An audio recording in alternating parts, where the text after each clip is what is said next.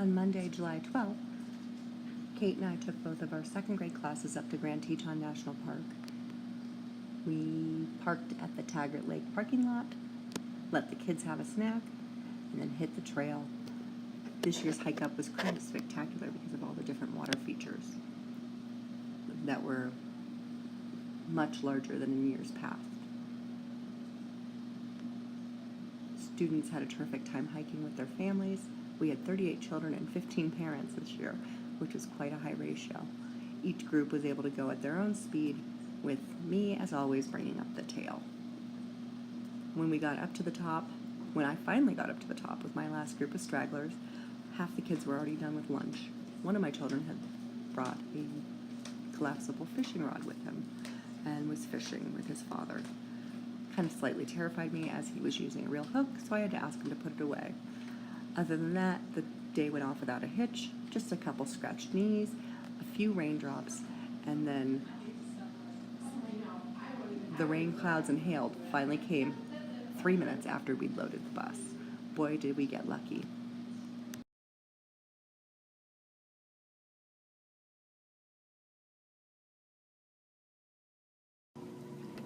We started off our day today doing a group project. It was a STEM project called the Marshmallow Challenge. To begin the challenge, you go and pick up your materials bag, which included 20 pieces of spaghetti, one large marshmallow, a length of tape, and a short length of string. The group decided that we would start with a square pyramid base taped to the table. We then built on from there, adding vertically. At the end, we found that the height was leading it to tip over, and we decided to try buttressing, which didn't work.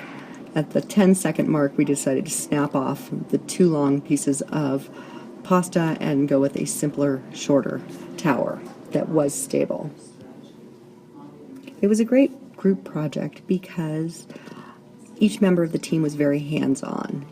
In my experience with STEM challenges with students, oftentimes one student will sit back and either try to direct the entire project or stay hands-off because they are frustrated that their ideas aren't being listened to. When I bring this project back to my own classroom, one change I'll make might be to buy slightly thicker pasta so that it is not frustrating to my young students. I also might leave out the length of string, as tying knots for second graders isn't always easy, and it might not be the most productive use of their time during this challenge. On Monday, June 11th of this year, we took our second grade classes up to Taggart Lake for our annual hike. The photos on the slide were all taken by children. It was a little nerve-wracking to hand over my iPhone while on a dirty, dusty trail, but they did a phenomenal job, and they turned out very well.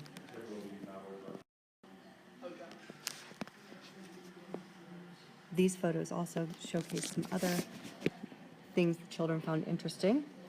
First, moose scat, which I kind of thought was funny because we have moose scat all over our playground, so why would they find it interesting out in nature? This is a tree that you can tell has been used as a scratching post by some bears. And lastly, this tree was hit by a lightning strike. The kids found it particularly interesting because there were no other trees around it affected. We started off our day at the trailhead here, the parking lot. We traveled this way. We hiked the mile up to the lake. This is where the trail splits off to go to Bradley. We continued on to Taggart Lake. We had lunch here. This is where one child decided to go fishing and another one decided to go for a little swim.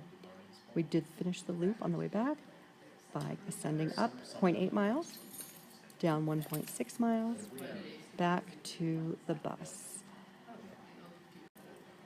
It was an amazing day, and as always, is a great way to end off our second grade year. I know I'll always remember this trip, and I know it stays with the students too.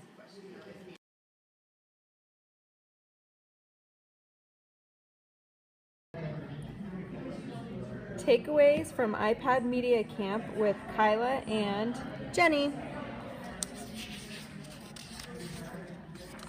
Small projects throughout the year incorporating technology can lead to big learning and understanding around content, as well as technology and how to use it effectively and efficiently.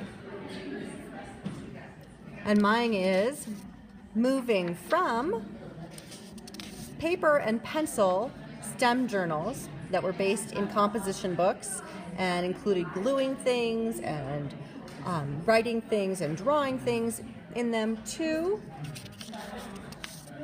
a STEM ebook next year using Book Creator, PicCollage, and other apps. Why? Because it'll be more dynamic, adaptive, collaborative, and most importantly, engaging. So I'll stop having to threaten children with taking away their STEM in order to make them reflect.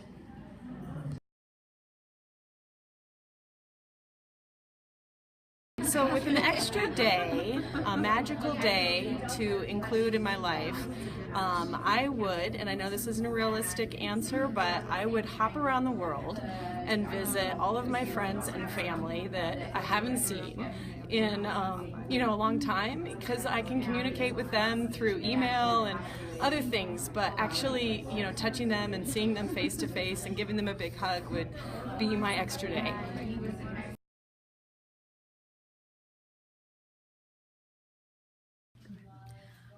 If I was giving one extra day with no obligations, it would probably fill up pretty quickly.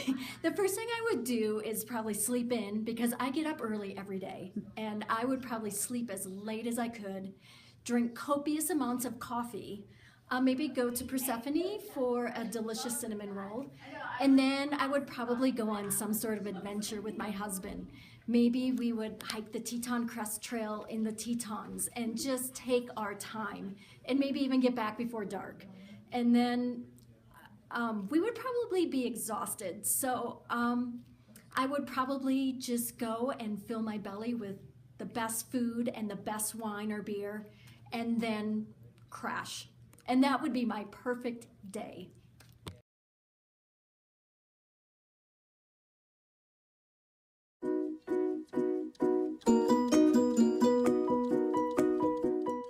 So with an extra day, a magical day to include in my life, I would, and I know this isn't a realistic answer, but I would hop around the world and visit all of my friends and family that I haven't seen in a long time, because I can communicate with them through email and other things, but actually touching them and seeing them face to face and giving them a big hug would be my extra day.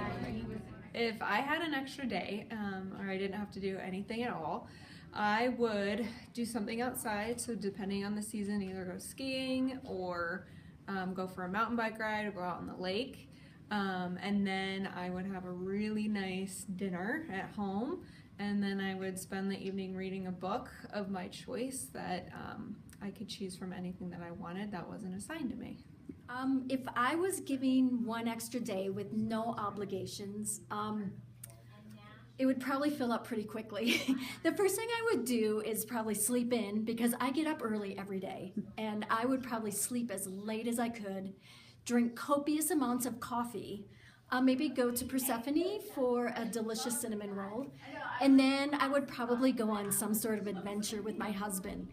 Maybe we would hike the Teton Crest Trail in the Tetons and just take our time, and maybe even get back before dark.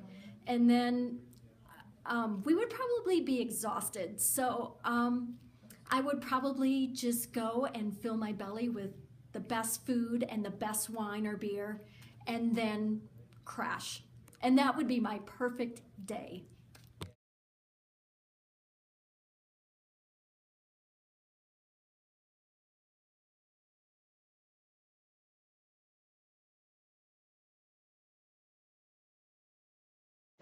Disclaimer.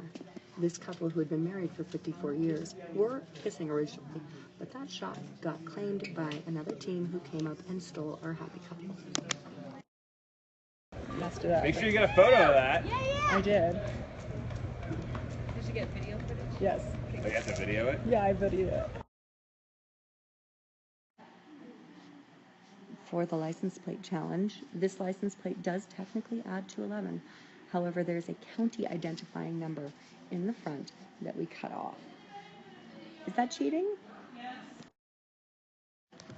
I thought of heading up the Berkshire Hathaway offices first thing for our sold sign challenge. I knew we could have gone into East Jackson, especially the Gill Edition right by Jackson Elementary, and found a sold sign fairly easy, except for I didn't feel like dragging my entire team through there with me, and we were having so much fun that nobody really wanted to split up. Fudging? Maybe. For the mustard packets, we got them from 4 different restaurants, not 5. And it turned out they were all supplied by the same Cisco type company. I don't think that's fudging. This picture was meant to be our surfing on an ironing board challenge. We hit up at least 5 different retail shops for ironing boards, but they all use steamers. So at the last minute, we decided we'd take a pregnant woman surfing with Lewis and Clark photo, which we felt was actually quite comparable